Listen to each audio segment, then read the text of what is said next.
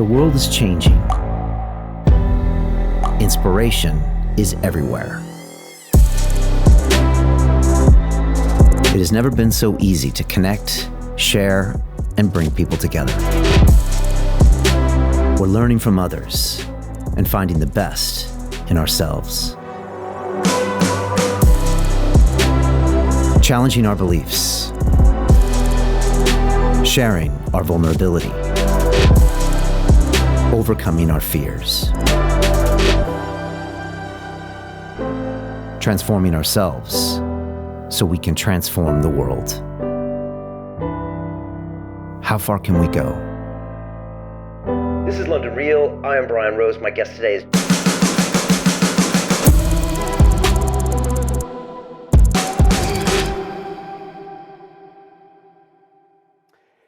This is London Real. I am Brian Rose. My guest today is James OKeefe, the journalist, whistleblower, and entrepreneur.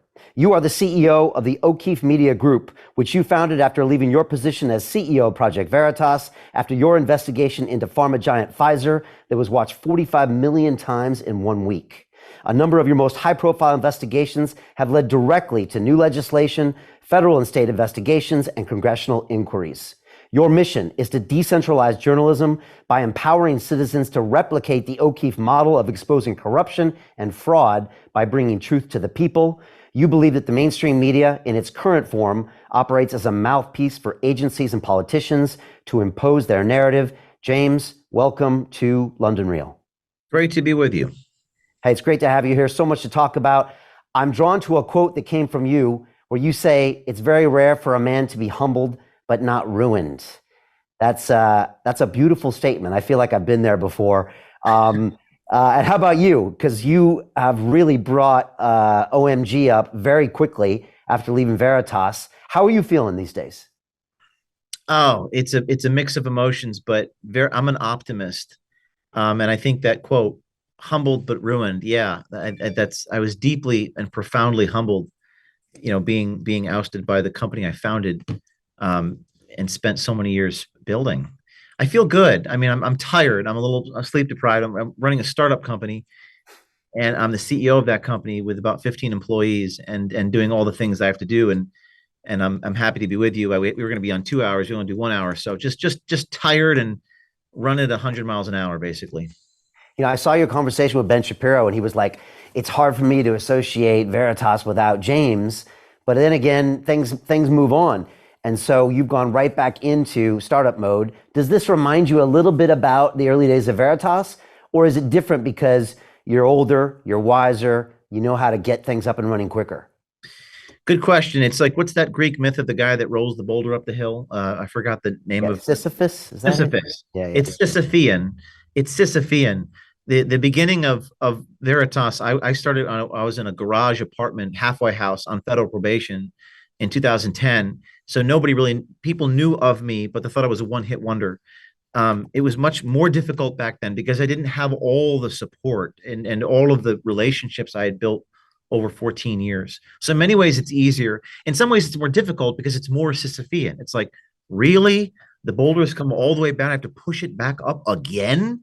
So the way to keep going is to focus on the artistic aspects, the storytelling aspects, the things that drive me, like that urge to get the next story out. I can't even say what our next story is, but man, if you knew, it's so exciting, that part of it. And you'll sort of do whatever you have to do, build whatever you have to build in order to achieve the objective of telling that story. Yeah. James, I've had a lot of high power CEOs that have been on the show. And a lot of them have a similar story. And some of them even say that the guy that starts the organization, almost always gets thrown out of the organization in the end. And it's just kind of either a path or different personalities. I mean, have you had some time to kind of think about that? Did you go through various stages when it all happened? Or how do you put this in perspective now? I guess it's only been about 4 or 5 months. This is like a 3-hour-long conversation. I mean, we were talking about Dr. Malone, who I had dinner with in Orange County 2 weeks ago at Mastro's, and he wrote this unbelievable essay, which I've quoted 3 times. It's called "The Institutional Pathology That Took Down James O'Keefe." And I'm just going to quote briefly from it because it's fascinating. how could this is crazy? How could this would one would guarantee him a position of a fundraising opportunity and people want to support? How could he be thrown out at that moment in time? And it's sort of like this institutional pathology, Malone describes. I'm quoting him. He said, "This has all of the earmarks of a terrible institutional problem we've seen with boards." By the way, I'm not the only one. I can't believe how many people have messaged me from hospitals, churches, the parable of Steve Jobs and all these sorts of things. The board develops a backwards looking focus, taking apart the success, wondering why we're taking these risks in the first place. They bring in the Goldman Sachs guy, like all that sort of business. And then people start conspiring to replace. One of my closest advisors told me when this happened, he said, I could see that a lot of people were working to become you. They wanted to be you. And of course, that's not possible. So, you learn from it. And as I said, you learn from it, makes you wiser. It's making me a little more disillusioned, which is not a bad thing because I'm a reporter. So the more real I can see the world, the better job I'm going to do at describing the world. So I think I'm going to be a more effective messenger, a better leader. And what doesn't kill you indeed makes you stronger. Amen to Nietzsche on that one. And do you ever draw parallels to Steve Jobs? Did you think back that? Because they threw him out and then later they brought him back. And when they brought him back, it was amazing just to see what he could do, but they did throw him out, right? Yeah, and I can't, without getting into specifics or breaking confidence, I work with a number of business leaders that came to me and experienced something I went through, and the advice they gave me was, you're a boxing guy on the floor of the boxing ring, and you're at a 9 count, and you're bloodied. The psychological effects of going through this is I can't even put it into words unless you go through it. And all these people said the same thing, which is you got to get back up right away, even though you don't want to, even though psychologically, physically, spiritually, you are on the floor, bloodied, unconscious. You got to get back up. So what I did is I basically took out a whiteboard and late night with a bunch of blood brothers, I said, where are we going? And the epiphany that we came to was this sort of decentralizing of journalism, which is that now we have all these thousands of people that are messaging me every day, like, oh, I want to do what you do. And we're sort of leaving those people, how do we empower them? How do we mobilize them? And we came up with this idea of putting it back on them. We can talk about this with OMG's mission. So it was tough because I was on the floor of the boxing ring, bloodied, hurt, but eventually reached a point of forgiveness and what's next, like forward looking. And in some way, this concept of decentralized journalism, which we'll get to, like you'll be able to realize that much quicker than you could have at Veritas, if you ever could have, right? Because now you're lean, you're mean, you can see a vision. Yeah, and to your point about Steve Jobs, who once famously said that, I entered one of the most creative moments of my life. I was no longer encumbered by those weights that you're carrying on your back. So you felt pain, but you also felt kind of like you're a man walking on the moon. When you go through this, the first thing you feel, other than excruciating pain, is a lightness. I don't have to make payroll this month. Like it's just like this wild, the amount of responsibility, all those lawsuits, those are no longer my problems. I feel horrible that those problems exist and they're probably not going to be served. But that's the first thing you feel. And then you feel this sort of lightness on your feet, this agility. And then you're able to direct yourself to whatever your purpose is. And some of the lessons you learned are no boards going forward, and you're going to own it. Yeah, I never really paid attention to I read some people wrong, and that's my fault.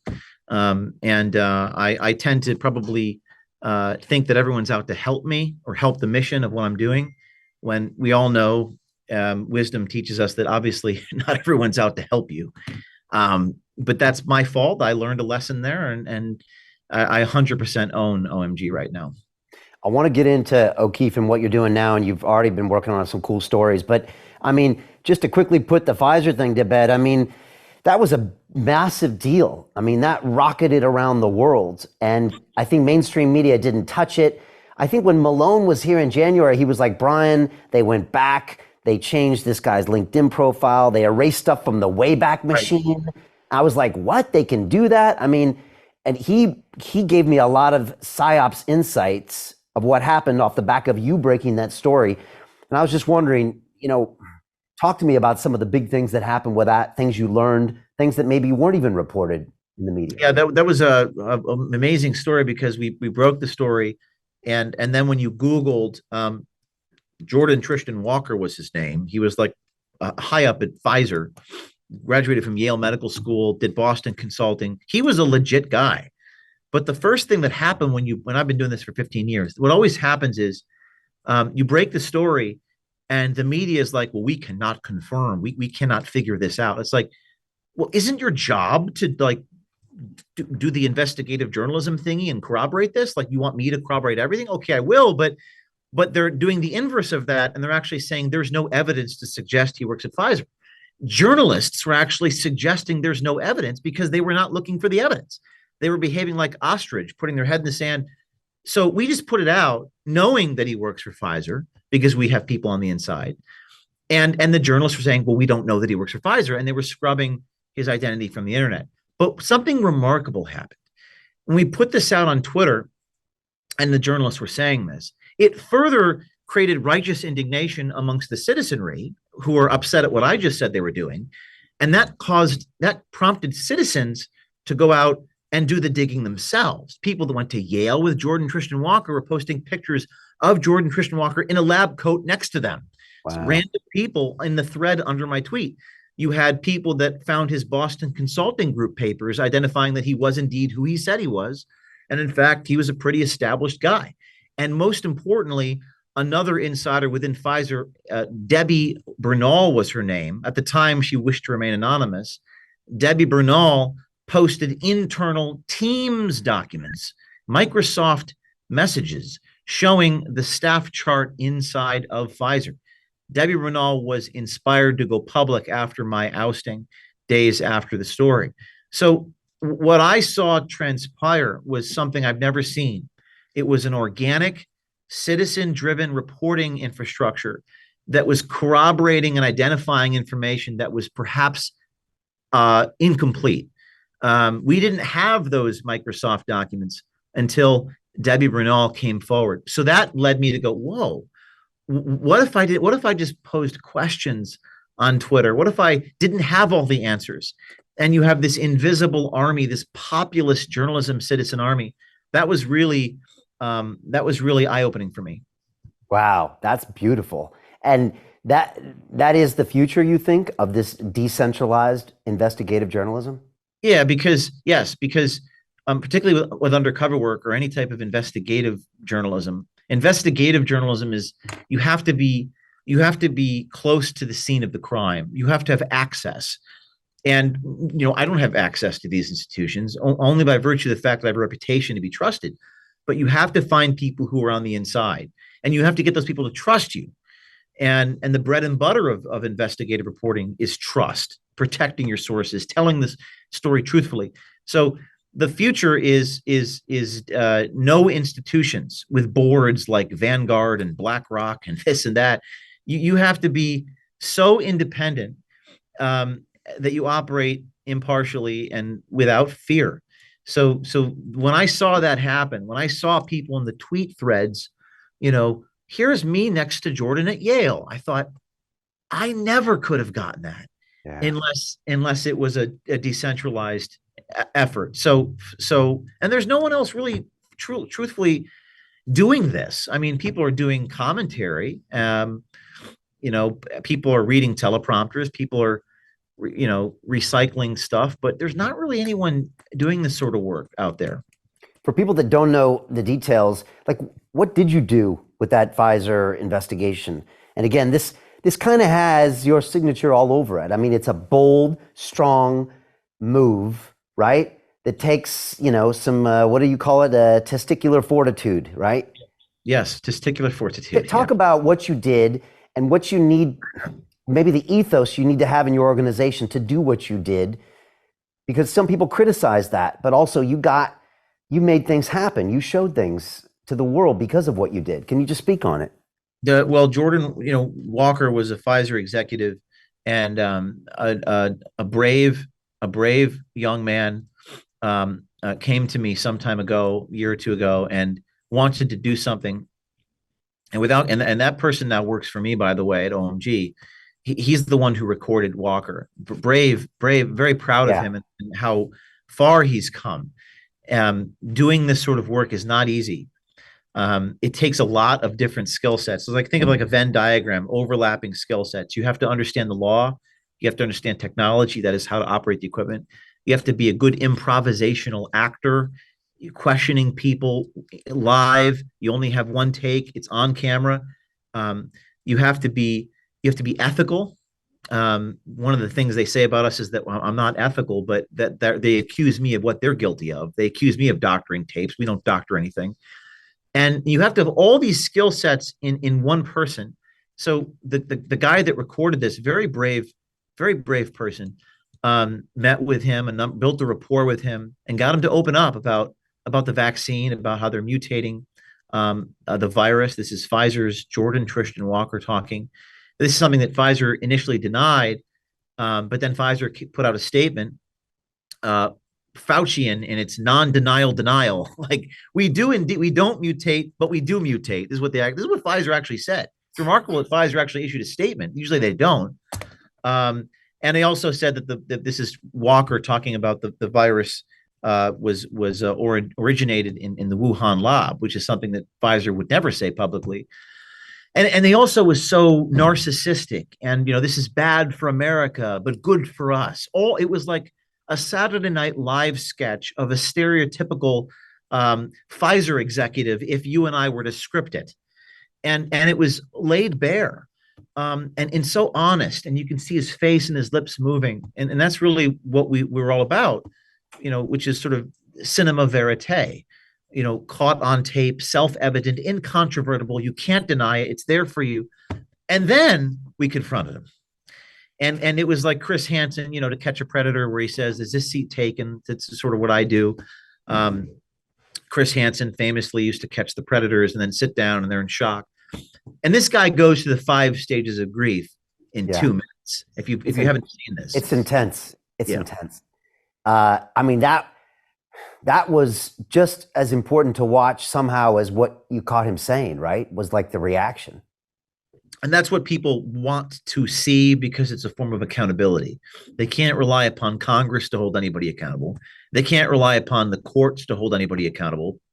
Justice is often targeted at people in an unfair and un-American way. So this idea of like exposure, this idea of him smashing the device, which he took my iPad. I'm looking for a prop here.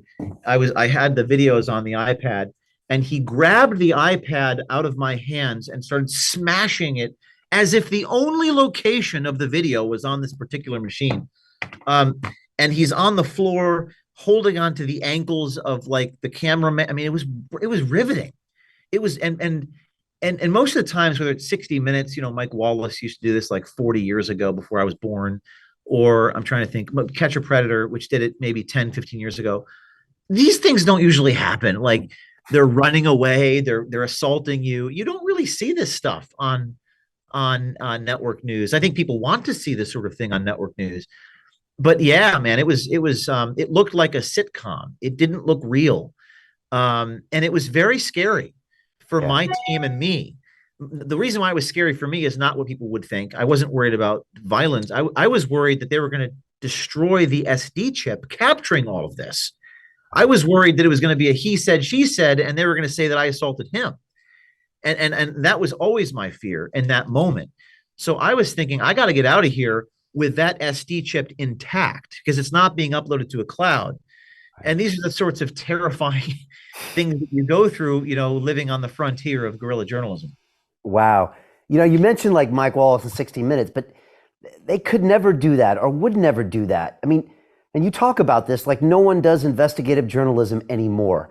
And like when people saw you confront him in that bar, restaurant, whatever it was, it's like I was thinking to myself, I've never seen anything like this. Yeah. And why is that, James? Like, why is nobody doing the stuff you're doing? I mean, obviously it takes some balls, but it takes more than that. Why is no one doing this? It's a great and profound question, and I don't want to sound self-aggrandizing, but like and analyzing my team, it's you have to be ethical, you have to be indefatigable, you have to be resilient, you have to be resourceful, you have to be industrious, you have to be creative. I mean, if I put all those qualities into a machine of 300 million people, what would be the output? Yeah. Now, can you teach hunger? Probably not. So you have to come to the table with the indefatigability that you cannot fatigue. And you're also on the frontier. In other words, you're operating without a safety net. When you're in the restaurant in Brooklyn, New York, and you got a guy assaulting your cameraman, there's no one there to save you. And you're going after the most powerful people in the world. In the world. These are not shrinking violets.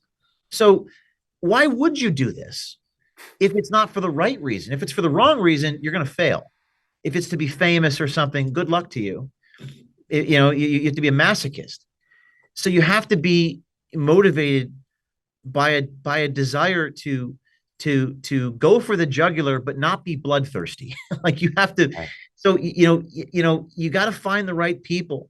That's the first thing. And I go back to that moment, and many other moments like it in my life, where it's felt like I've been operating kind of without a safety net. I'm a spacewalking astronaut untethered without an umbilical cord, not knowing if I'm going to land on my feet. So I'm like, are they going to? The NYPD is on its way, by the way. Sirens are blaring. We know how that goes. New Orleans 2010, I'm arrested, falsely accused. My evidence was destroyed. And the media just parrots whatever the government tells them. And it's terrifying to operate like that. But sometimes you have to take the leap of faith and you got to go do it. And you might fail, you might be jailed, you might be defamed, but you do it because it's the right thing to do. And you try to find people who also operate that way. The problem being is if you got public recognition, people latch on to me because they too want to be famous. Well, good luck with that. It's not why you should sign up, but people do that. They want to be involved because they want all the fruits of whatever, you be influencer or get clicks, but that's not why you do it. You do it because it's the right thing to do. Wow, that's intense, really intense. And I don't think people realize the downside of a situation like that. I mean, you've had problems before where you got put on probation for going into that federal building, and all these little details of the law then come bite you. And like you said, the police show up, you don't know what's going to happen. Not only can you not get your story, but this could be flipped completely around to where you're arrested. And even if you're not, if the media gets it one way, it might not even matter what the truth is. Right? It's such an important moment that we got out of that restaurant. And we're on a cobblestone street in Dumbo, which is under the Brooklyn Bridge in New York City. And there's nobody. It's like a scene out of American Psycho. It's just empty, dark alleyways. I'm trying to hail a yellow cab, but there's no yellow. To continue watching the rest of the episode for free, visit our website londonreal.tv or click the link in the description below.